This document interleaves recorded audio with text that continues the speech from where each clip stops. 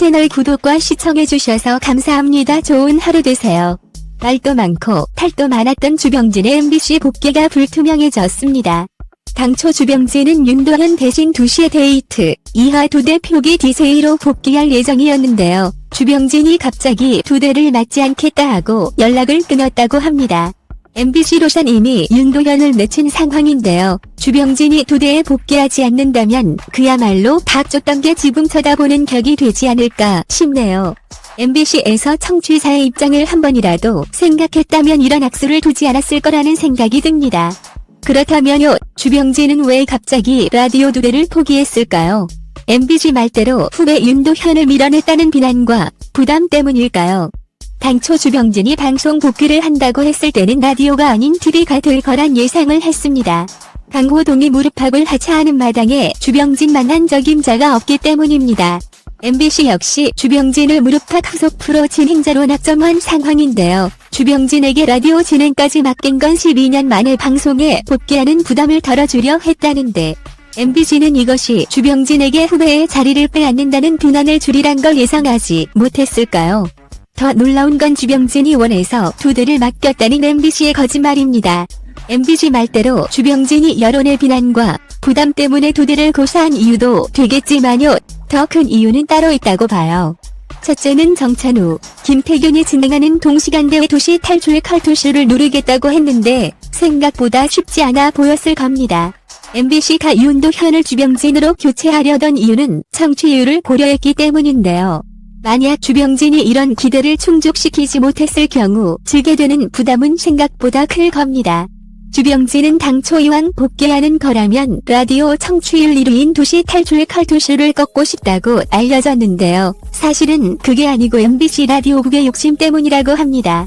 처음 MBC에서 섭외가 들어왔을 때 주병진은 꼭 2시 타임이 아니어도 좋다고 했는데요. MBC에서 주병진을 앞세워 2시 탈출 컬투쇼를 누르려 했다는 겁니다. MBC는 윤도현의 2대가 청취율, 광고 판매율에서 밀리자 주병진을 어서 옵쇼하고 2대에 밀어넣으려 한 거지요. 이렇게 등 떠밀려 2대를 맡게 된 주병진은 여론의 따가운 시선과 비난을 잠재우고 컬투쇼를 누르는데 상당한 부담을 느꼈을 겁니다. 해봐야 승산이 없다고 판단한 건가요? 그런데 MBC가 꼼수가 부력 주병진이 원해서 2대 간 것처럼 언론 플레이를 하는 바람에 중간에서 주병진만 나쁜 사람을 만든 격이지요. 둘째는 라디오로 인해 TV 복귀까지 영향을 미친다는 겁니다.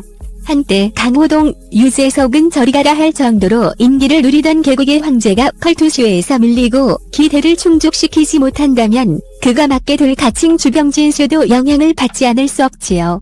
대중들은 그래, 후배를 밀치고 들어와서 얼마나 잘하나 보자 하고 색안경을 끼고 볼 텐데 주병진이 아무리 잘해도 파렴치 이미지를 쉽게 벗긴 어려울 겁니다.